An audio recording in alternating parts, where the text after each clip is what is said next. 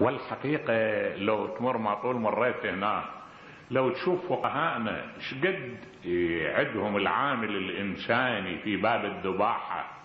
اللي يحب من عندكم يطلع على كتب الفقه يشوف باب الذباحة أو كتب الرسائل العملية، يشوف هذا الحيوان شلون الله عز وجل يأمرنا عندما نذبحه نستعمل الوسائل الإنسانية. لأن أكد لك الله إنما أباح لنا ذبح الحيوان لأن أكو عندنا تزاحم بين مهم وأهم. يعني سعادة الإنسان متوقفة على المنتجات الحيوانية وعلى الحيوان ومنتجاته، فلذلك أباح الله لنا لحومها بالمقدار الضروري هم بدون عبث.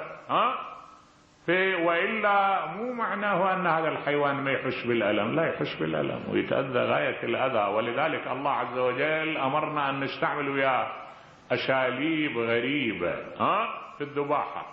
الشفرة حادة تمر على أوداجه بسرعة، حتى لا تذبحها قدام طفلة ولا تذبح طفلة قدامها للحيوان، حتى تشوف الرقة، الأشياء الكثيرة تعرف يعني توفر العامل الخلقي في هذه الممارسة. شلون الإسلام يحرص على العامل الإنساني بالذباحة. والغريب أن دول الأوروبيين ينقدون يقولون دول قاسين قساة في دول. شلون هذا الحيوان يذبحوا رأسا؟